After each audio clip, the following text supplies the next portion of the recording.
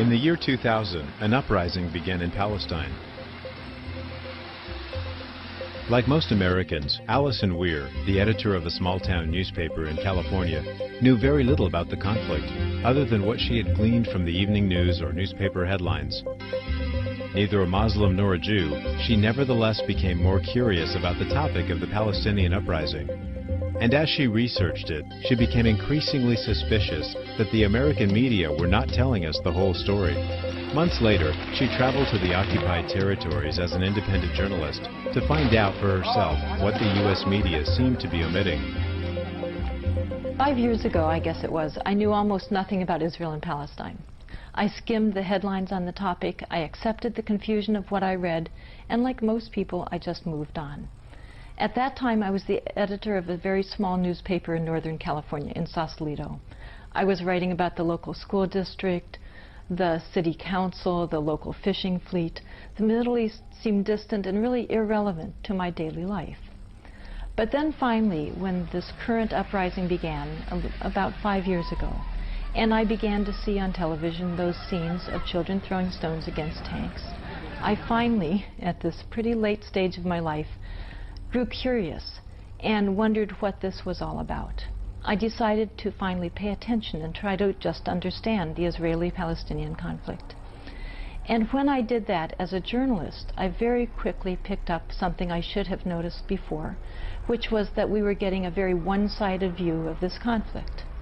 I began to look into it more seriously. I began to pay more attention to the news reports, to read them all the way through, to listen to NPR very carefully. And as I did that, I realized more and more that this was appearing to be the most distorted issue I think I had ever come across. I finally decided I needed to go and see for myself. And so began the most unusual trip that I've ever undertaken. During my month of traveling through the Palestinian territories, I had found a population under siege. Throughout Gaza and the West Bank, people were being kept virtually in prison. I found that there were Israeli military checkpoints that limited and often totally prevented, if you were Palestinian, ingress and egress from their towns and villages. And by checkpoints, I don't mean toll booths or something. I mean soldiers in combat gear carrying machine guns, often sitting in tanks. I went through residential neighborhoods that were bullet-riddled, homes with large holes in the roof through the wall, bombed-out homes. When children saw that I was interested in the spent bullets scattered on the floors, they brought them to me by the handfuls. In Gaza, I saw beautiful agricultural lands bulldozed, orchard after ancient orchard that had been razed. I saw 100-year-old palm trees next to the sea that had been flattened, an entire grove of them.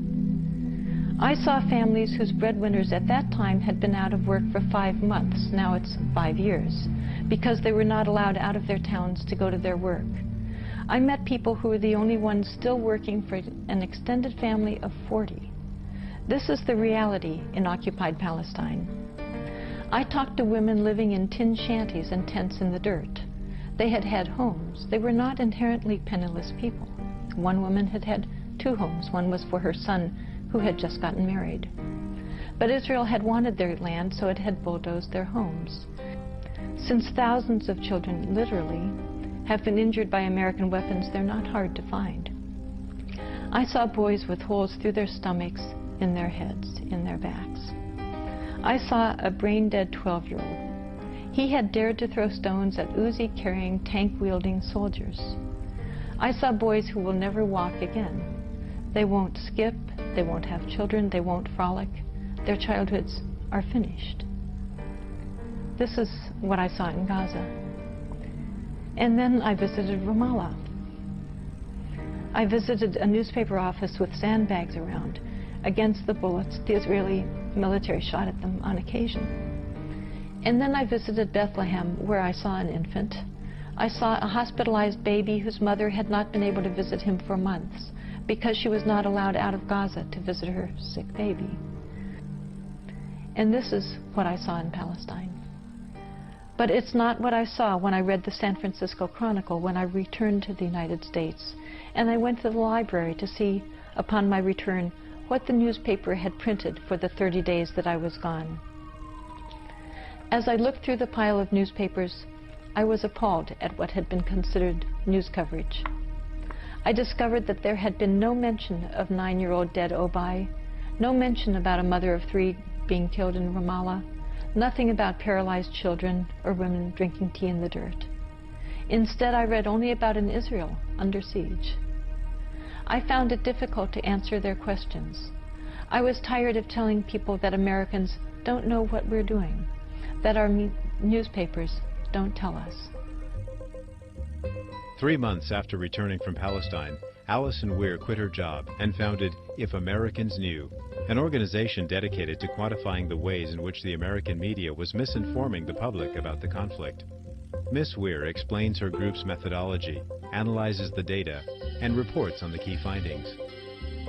We decided to really look into the news coverage of Israel and Palestine analytically and statistically to really understand what is going on. And we decided to choose clear, objective categories that would be as immune as possible to subjective interpretation. And we decided to look at how deaths were being covered by our media.